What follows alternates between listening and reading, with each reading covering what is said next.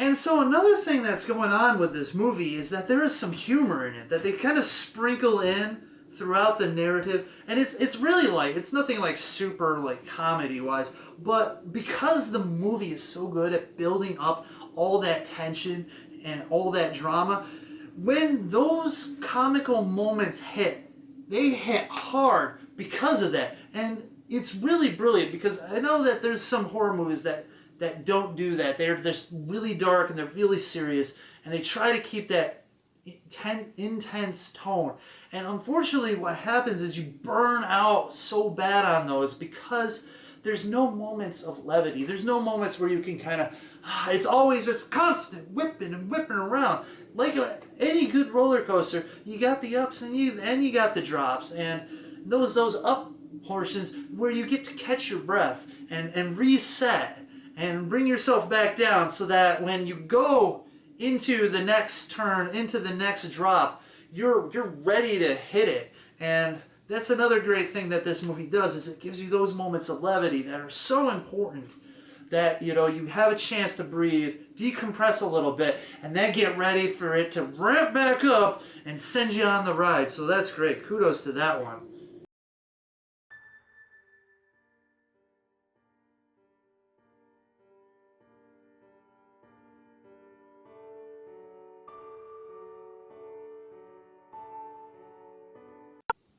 Hello everybody, and welcome back to another episode of the 31 Nights of Halloween Horror!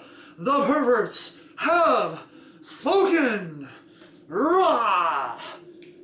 Tonight, episode number 27, episode 27.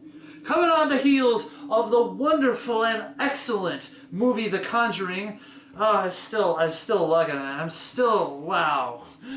I'm still amazed, man, by that movie. But, anyways, oh yeah, I'm crazy too. Tonight, I am going back to the land of the rising sun. And back to the decade of the 70s. I think it's the 70s. Anyways, to review a movie that I talked about last night toward the end of the video, where a certain subscriber suggested a movie, and it was a movie that I had previously in my archives, and I only watched a little bit of it, and I can't remember, because like it was around 10 years ago, and I don't remember why I didn't finish watching it. And as I was watching it for tonight, I realized why, and that's because I have a horrible audio sync problem with this version of the film. About a third of the way in, you get a 10-second delay in the video, so the audio is like no, not maybe 10, maybe 5 seconds ahead, but you hear them saying stuff, and then the mouths and the subtitles show up. So yeah, it made it really hard to watch.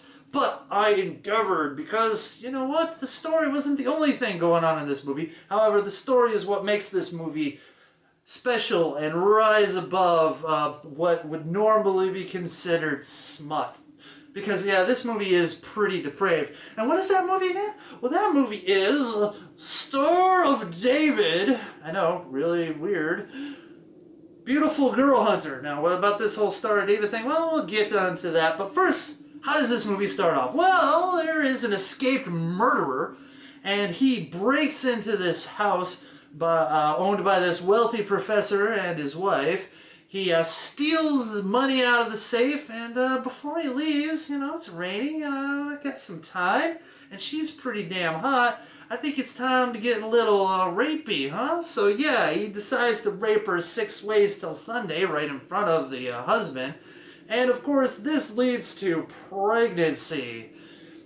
Well, the spawn of that pregnancy is a little boy who is abused by his father. Of course, the father probably resents him because he thinks he's rape spawn and not his. And his mom was protective, and honestly, I don't think the father ever forgave her for having the child. And so he tortures her and has sex with other women in front of her, and she just can't stand it anymore and kills herself. And then later on, the father is killed in a boating accident with his son. His son saying that his father was really brave and tied him to the boat so that he wouldn't get washed out, and then doing so, he ends up dying. So, you know, wow, I guess the guy was pretty good as a father in that part. But anyways, the son read his diary and all of the horrible things in it about not only him, but the wife and his real father, who is this murder rapist, or rapist murderist, I guess, depending on the order of the action, who is also, I guess, still at large and running from the cops. And so the son decides to take over the mantle of his father and become a murderous rapist. Well, it's not that simple. See, he has become, not only that, but he's become enamored with fascism and the Third Reich. When he learned about World War II, he really idolized the Nazis and Hitler. And his view of the world is kind of bleak, and honestly, his goal is to eliminate the undesirables, just like, you know, Hitler tried to do with the Jews. And that's the whole, I guess, Star of David thing, is that he marks his victims with a Star of David. And so there's these levels to this film. So it's not just all sexual depravity and rape and murder. It's almost like he's trying to show the world that it's an ugly, bestial place.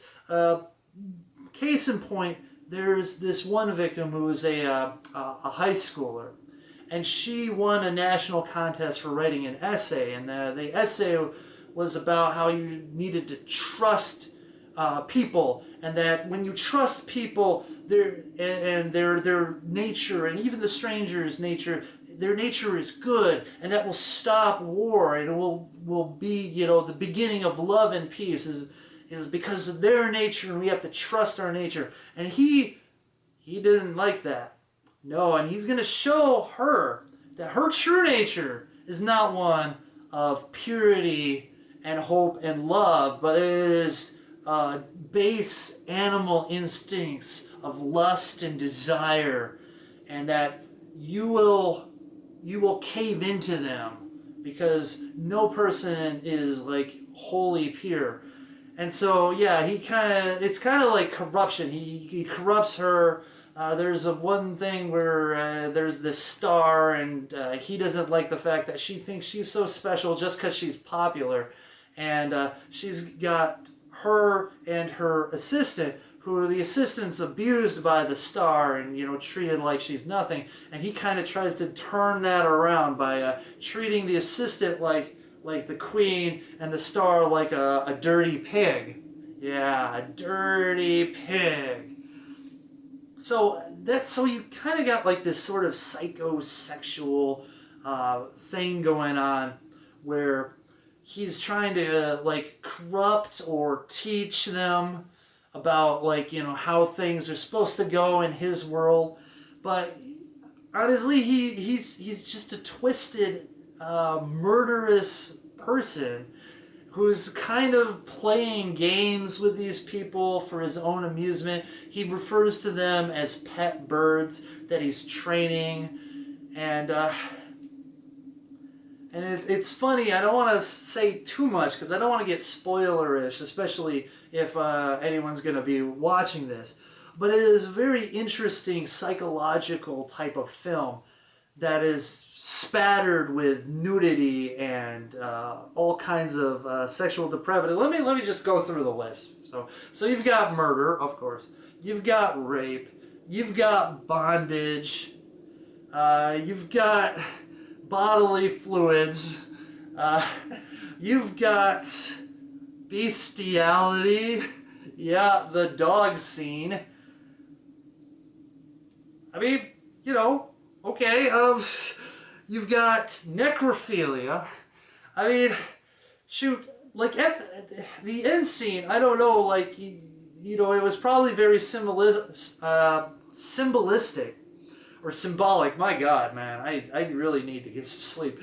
It's really symbolic, and honestly, you have like a young girl, and I'm going like, oh God, is it gonna go I mean, like, that's like the only thing left on the depravity scale, is just go for the underage girls. But all I'm saying is it was probably a symbolic thing anyways, because nothing really happens at that end. But I'm just saying, like, it's running the fucking gambit, man. Seriously. It's like all of a sudden I'm getting shades of Sallow going on in the back of my head. And that movie is a hard watch, but it's still brilliant.